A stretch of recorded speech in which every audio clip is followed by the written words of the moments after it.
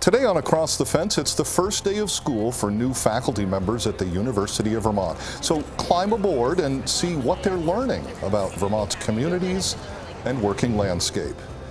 Good afternoon, everyone. Thank you for choosing Across the Fence. I'm Will Michael in for Judy Simpson.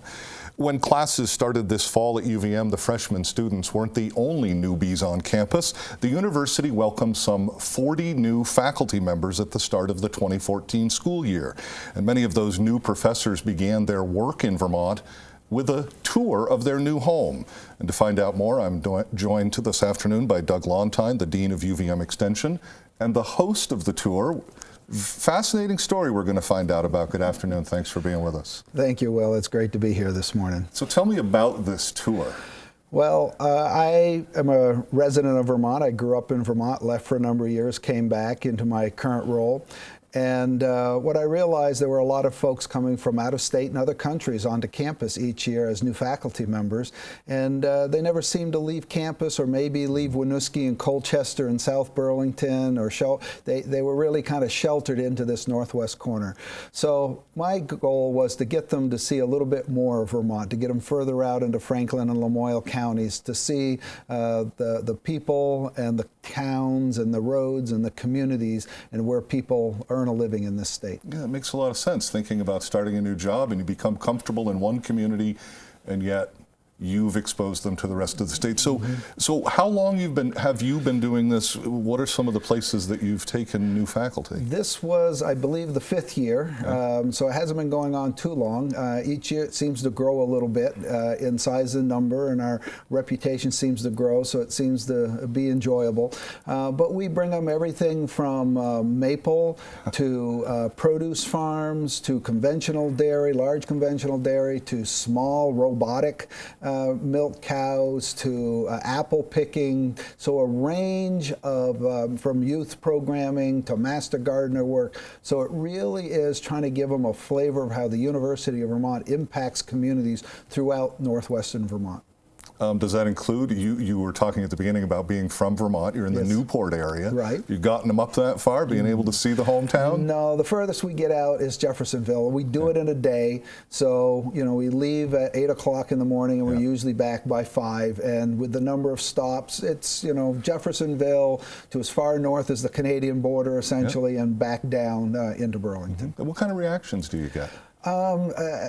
Astonishingly more enthusiasm than I guess I even imagined. They love the beauty of Vermont. They're impressed with the people of Vermont that they meet, the resourcefulness, the impact of the university, that the university can have outside of Burlington, Vermont.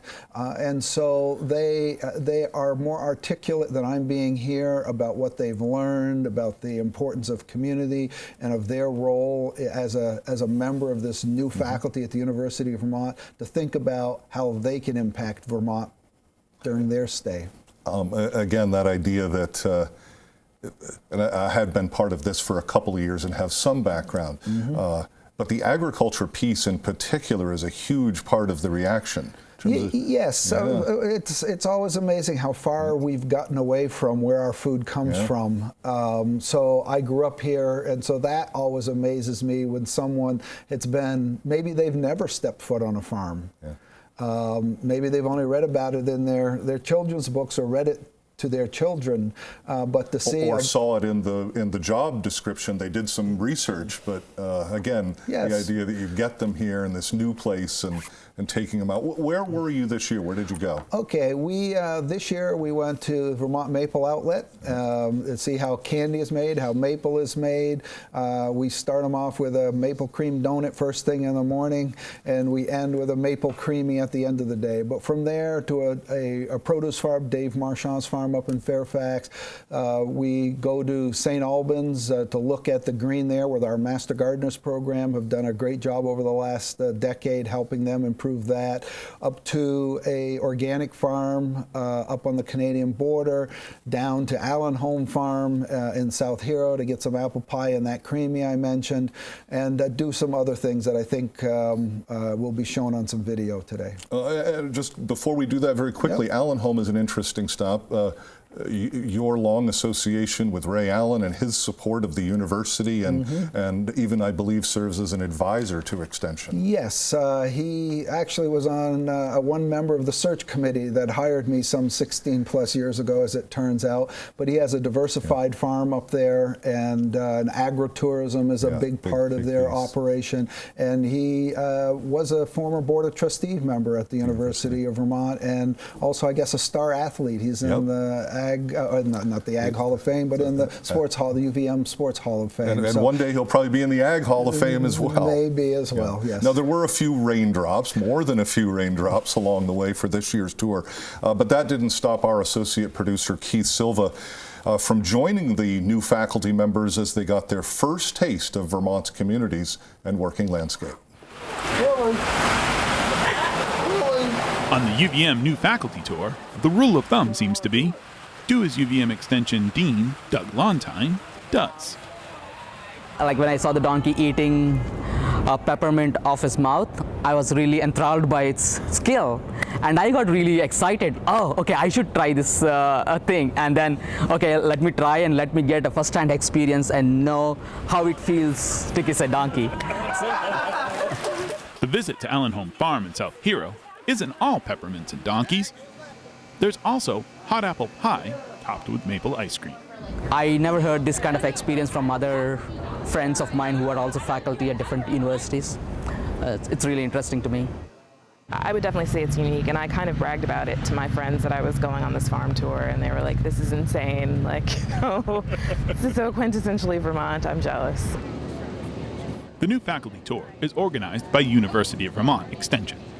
From cows to maple candy, the tour gives attendees an opportunity to get off campus and explore their new home firsthand. I learned that UVM Extension is doing a really great job connecting UVM researchers with the community and vice versa. And this is not something that you usually see very often. As a new faculty member, I can also contribute, to the community, and it's good to see at least a portion of our research helping the taxpayers to produce food or safeguard our natural resources. Sylvia Perry's work as a social psychologist gives her a good perspective into the importance of getting outside of one's comfort zone. In my research, I talk a lot about awareness and, sort of bias awareness, but also exposing yourself to individuals that maybe you're not used to being around and how that can change your assumptions. And so I think it was nice for me to get out and go interact with farmers, because it's not really a group of individuals with whom I often interact, and I don't know much about their experiences. So it was good to hear about their experiences and how, for example, climate change is affecting their work. As a land-grant institution, faculty and staff at University of Vermont are charged with making sure their research has real-world applications. This kind of trust is something new engineering professor Banderetti takes very seriously. All my life I was in school. I never had a real industry job or something. But for me, going from a laboratory to the outside and interacting with the community, I really got a different experience, a different feeling. I always look for sustainability. That can be achieved only by interacting with the fellow Vermonters who are actually doing the real thing. And only by interacting with the people, we will get to know the realistic issues. We can sit in our office and think of all the potential issues, and imagine all the scenarios which can come up, and then think of design, hypothesize, and do experiments, and that's one thing, that's really good. But by talking to the people in the community, we will know what are the issues now. So by studying these, by talking to them, we'll get a better idea of the issues that they are facing. That's why I think the professors or the researchers should interact with the community, and they should go in hand. Our goal is to become a destination. As college professors, Perry and Banderetti know the best classes are the ones where the teacher and the students are learning together. I definitely want to, show that I respect this community and I respect the state, and where it's come from, and that I'm not just here to enjoy the fruits of Burlington. This tour helped me get to know other people, other faculty members on campus. I also know where I can find a delicious pie and a quality maple syrup. After this tour, these new faculty members, check that, new Vermonters, are beginning to feel right at home. In South Hero, I'm Keith Silva with Across the Fence. Thank you, Keith. If you're just joining us this afternoon, I'm visiting with the Dean of UVM Extension, Doug Lontine. Doug, quite a diverse group, struck in a number of ways: gender, race, subject matter, things they teach. Diversity's been an important point of emphasis at the university. You noticing that? Oh, absolutely, and it's so important because also we had some internationally based new faculty as well.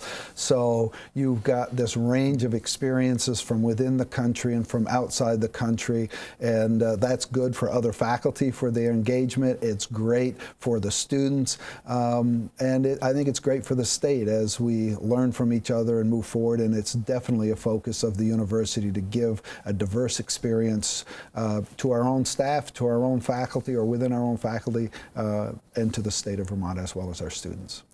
Do you have new extension faculty that are either on board or part of the tour? We've got one that started just a very few short months ago, and we'll have one that started 4 days ago. Do you know that Joe Emenheiser, a new livestock specialist, is the professor you're referring to who started, January several 1, months ago? Yep. What's his service to Vermont? What role does he play? Well, what we saw is a growing number of individuals raising animals in smaller lots, not 100, not 50.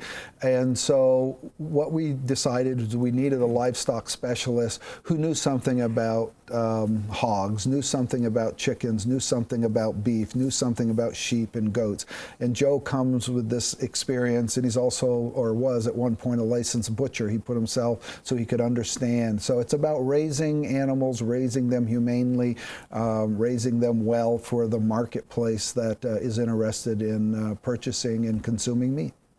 And I'm smiling because I also want to add turkeys in there. I saw him on the news a few months ago dealing with a turkey issue, domestic or wild, I don't remember. But it was a wild turkey on someone's back deck, and it was his actual first exposure to being in the news by speaking about the wild turkey. And it was the spring, and the turkey was out looking for a mate. So ended up on a porch looking into a reflection in a window.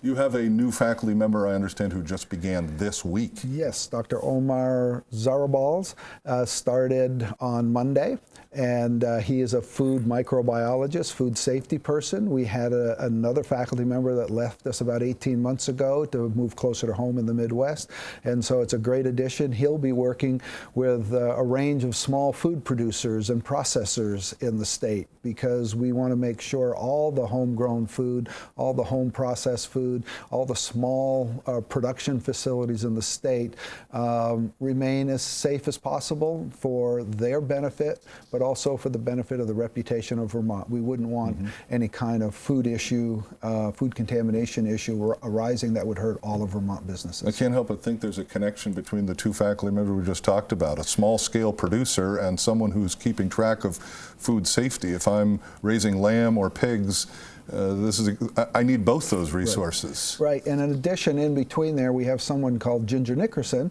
who works in the Center for Sustainable Agriculture, and she works on good agricultural practices. So she works at the food safety from the field and on the farm, and then Omar will pick up in the processing realm.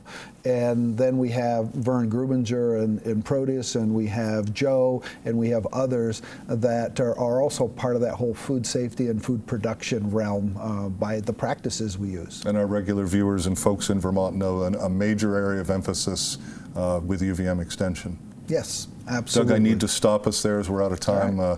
Great to have you with us. Great, glad I had a chance to fill in for Judy to visit with you. Thanks for coming in. Great day. Thank you very much. If you have a question or comment for Doug, he would like to hear from you, so we encourage you to contact him at the UVM Extension State Office, the toll-free number 866-622-2990. Or if you would like to learn more or find his email address, you can check out the website uvm.edu/extension.